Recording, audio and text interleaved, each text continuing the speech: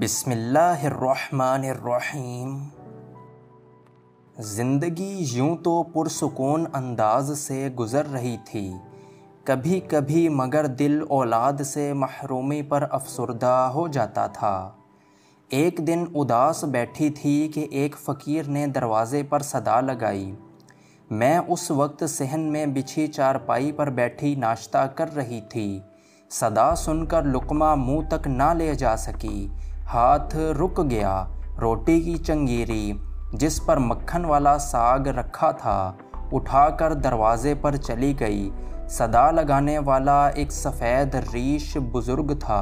میں نے روٹی والی چنگیری اس کی طرف بڑھا دی۔ تمہارے بچے سلامت رہیں، بابا نے دعا دی۔ بابا بچے ہوں گے تو سلامت رہیں گے، بے اختیار میرے منہ سے نکلا۔ آواز میں حسرت کے ساتھ دکھ بھرا تھا۔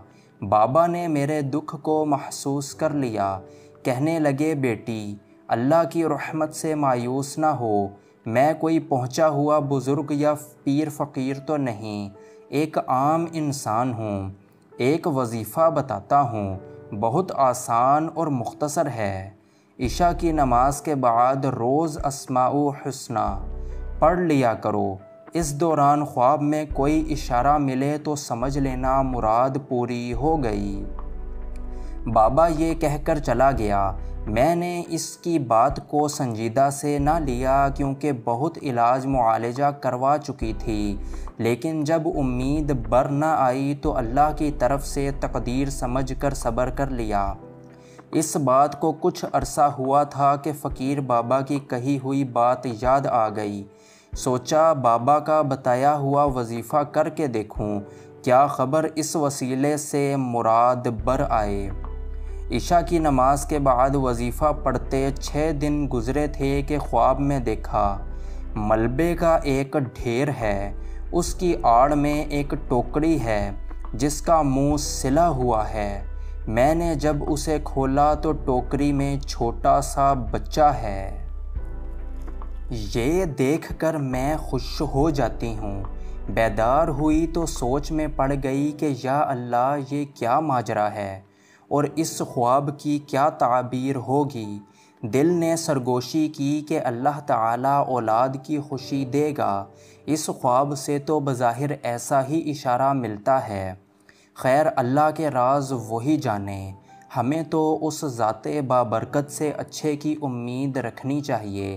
اس دن کے بعد میں نے وظیفہ پڑھنا بند کر دیا۔ سوچا کہ کوئی دوسرا خواب آ گیا جس کی تعبیر اچھی نہ محسوس ہوئی تو دل میں جاگی خوشی کی امید بھی جاتی رہے گی۔ 1 ماہ بعد اچانک یہ واقعہ وقوع پذیر ہو گیا کہ ہمارے گھر کے پچھواڑے ہمارا ہی ایک اور مکان تھا جو کچا تھا، وہ سیلاب کے دنوں میں گر گیا تھا، تب سے ہی اس کا ملبہ پڑا ہوا تھا۔ میرے میاں کا ارادہ اس کو دوبارہ تعمیر کرانے کا تھا، مگر اپنے کام کی وجہ سے ان کی فرصت نہیں مل رہی تھی اور آج کل پر اس کی تعمیر ٹل رہی تھی۔ ان دنوں ہم اپنے شہر کے قریب ہی رہتے تھے۔ گرمیوں کے دن تھے۔ میں صبح کی نماز پڑھ کر گھر کے کام کاج میں لگ گئی۔ میرے میاں بھی فجر کی نماز پڑھ کر گھر آ گئے۔ آتے ہی کہا مجھے ضروری کام سے جانا ہے، ناشتہ دے دو۔ میں نے جلدی جلدی ناشتہ بنا کر دیا اور وہ اپنے کام پر چلے گئے۔ ان کے جانے کے تھوڑی دیر بعد گلی میں شور ہوا، تبھی ہمارے محلے کی ایک عورت مجھے آوازیں دیتی ہوئی گھر میں داخل ہوئی۔ وہ سر سے پاؤں تک کانپ رہی تھی۔ بولی فریدہ جلدی چلو، تمہارے گرے ہوئے گھر کے ملبے میں ایک ٹوکرا پڑا ہے۔ اس میں سے بچے کے رونے کی آواز آ رہی تھی تو وہاں لوگ اکٹھے ہو گئے ہیں۔ لوگ جمع تو ہیں مگر کوئی ٹوکرے کو ہاتھ نہیں لگا رہا۔ جلدی چلو ورنہ بچہ دم گھٹنے سے مر نہ جائے۔ اس کی بات سن کر میں نے جلدی سے چادر اوڑھی اور اس کے ہمراہ چل دی۔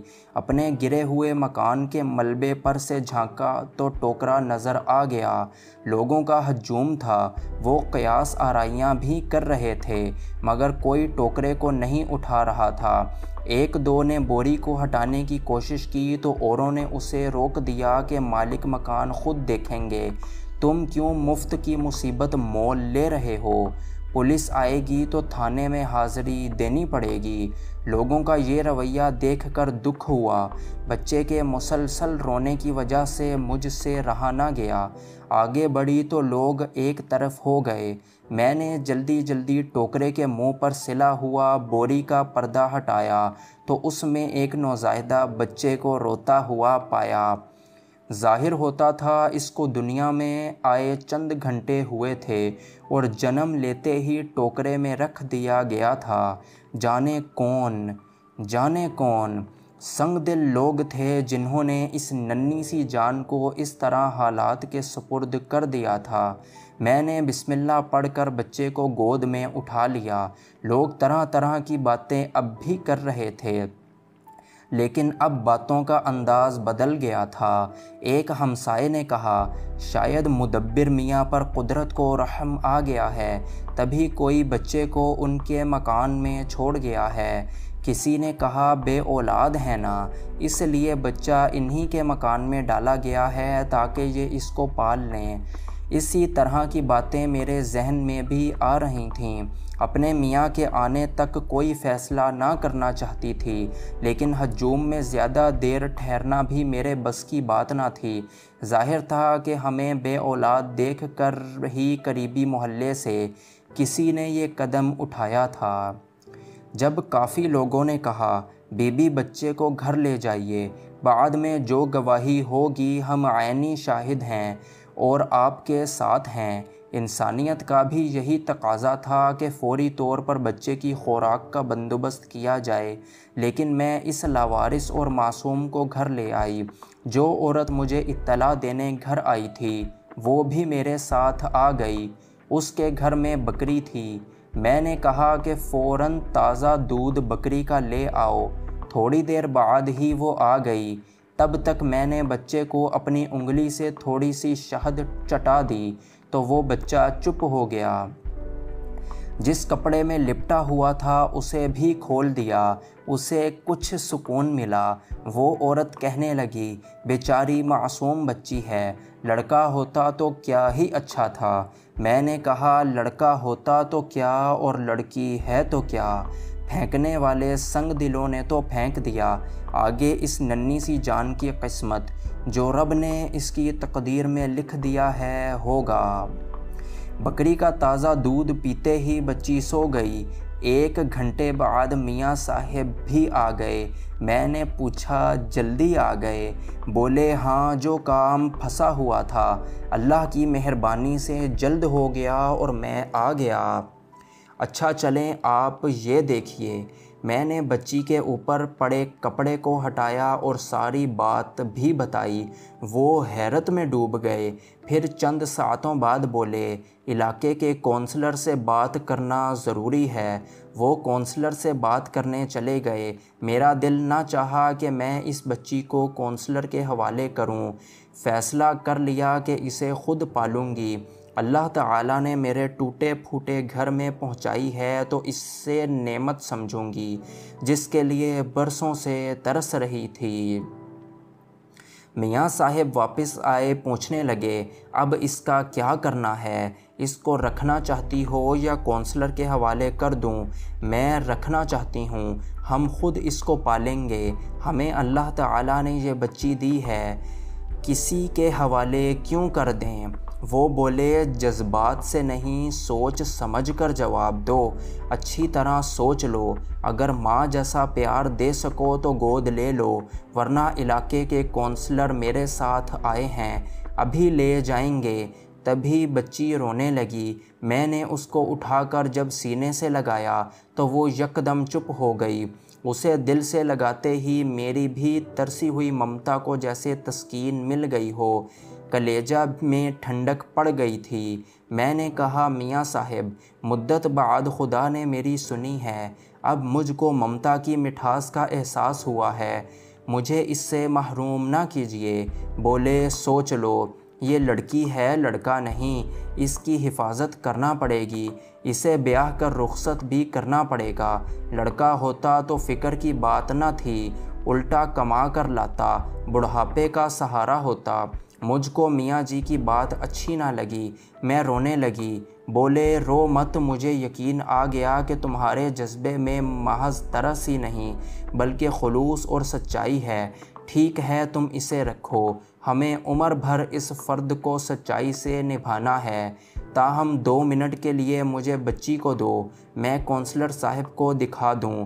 وہ بچی کونسلر صاحب کے پاس لے گئے اور تھوڑی دیر بعد واپس لے آئے اور میری گود میں دے کر کہا، لیجئے، آپ کی مراد خدا نے پوری کی، لیکن آپ کو اولاد کی نعمت اس بچی کے روپ میں اس لیے ملی کہ اس کی حفاظت ہو۔ اب اس کی پرورش دیانتداری سے کرنا آپ کا کام ہے۔ اگر آپ سے ذرا سی کوتاہی بھی سرزد ہو گئی تو پھر یہ یاد رکھیے گا کہ اللہ کی بارگاہ میں روز قیامت جواب دہ ہوں گی۔ میں نے بسم اللہ کہہ کر بچی کو سینے سے لگا لیا۔ اسے اپنے دل کی شہزادی کہتی تھی، بعد میں اس کا نام ہی شہزادی رکھ دیا اور خلوص دل سے اس کی نگہداشت میں مصروف ہو گئی۔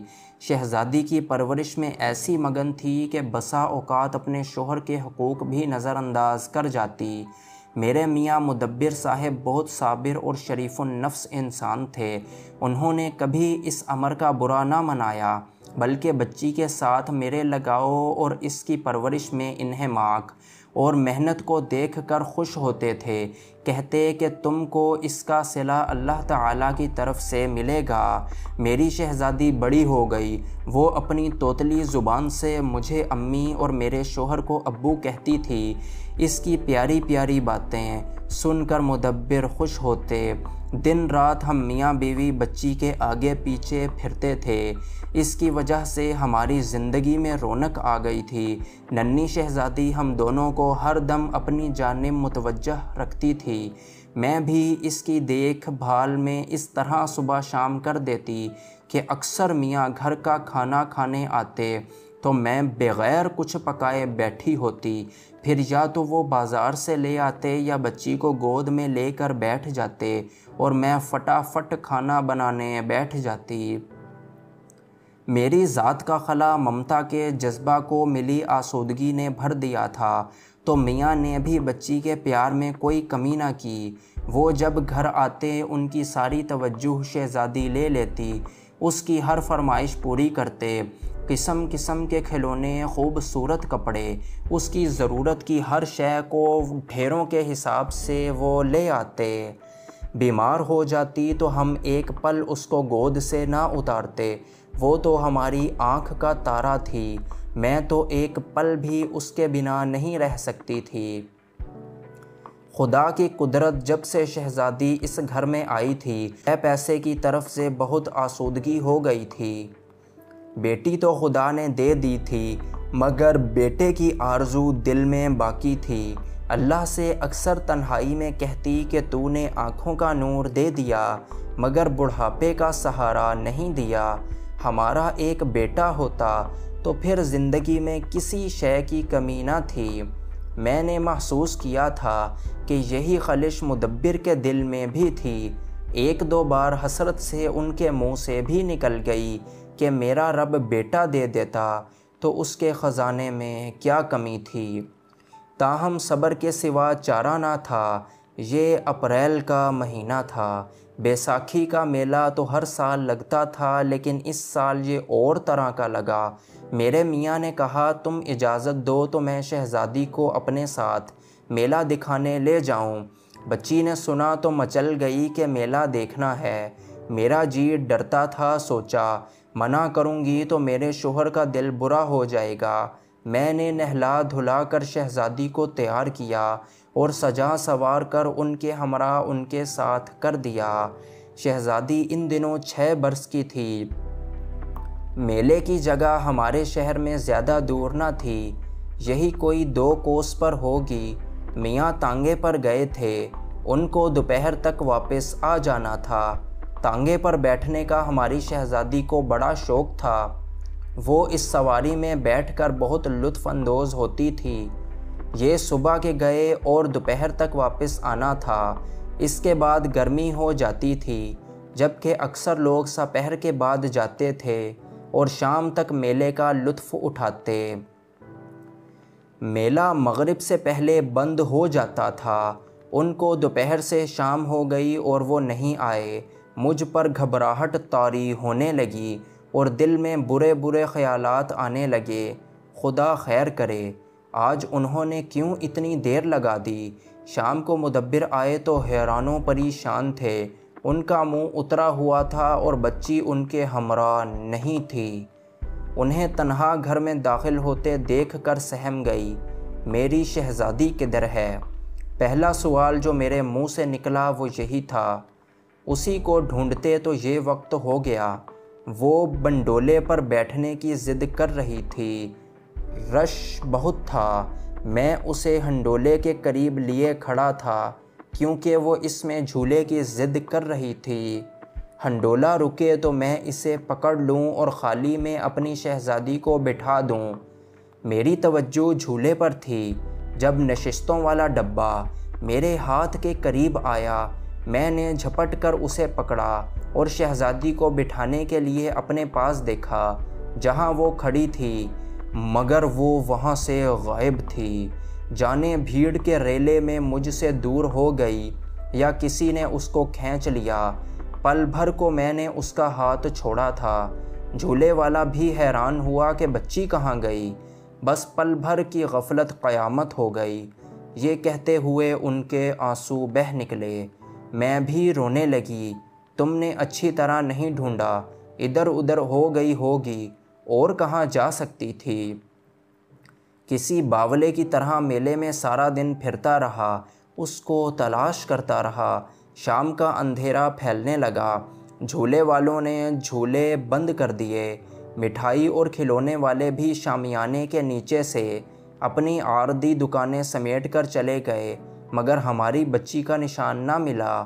سارا میدان میلے سے آنے والے لوگوں سے خالی ہو گیا۔ گراؤنڈ سے سیدھا تھانے گیا۔ رپٹ لکھوا کر ابھی آ رہا ہوں۔ میں رو رہی تھی، ہچکیاں لے کر، اور میاں مجرم بنے کھڑے تھے۔ تسلی دینے کو بھی ان کے پاس الفاظ نہ تھے۔ آنکھوں سے بس آنسو بہہ رہے تھے۔ جی چاہتا تھا اب گھر نہ جاؤں، ندی میں ڈوب جاؤں، مگر تمہارا خیال آتا تھا کہ تم انتظار کرتی ہوگی۔ سوچتا تھا گھر جا کر تم کو کیا منہ دکھاؤں گا، کیا جواب دوں گا۔ ہم نے شہزادی کو بہت ڈھونڈا، مگر اس کو نہ ملنا تھا، اور وہ نہ ملی۔ خدا جانے کون سنگ دل اسے لے گیا۔ خدا نے ہمیں خوشی دی، مگر عارضی کے وقت نے پھر چھین لی۔ بدلے میں ایسا درد دے دیا، جب تک زندہ ہیں اس درد کی ٹیسیں اٹھتی رہیں گی، اور ہمیں ہر حال میں یہ درد سہنا ہوگا۔ کاش وہ ہمیں اولاد کی خوشی نہ دکھاتا تو اچھا تھا۔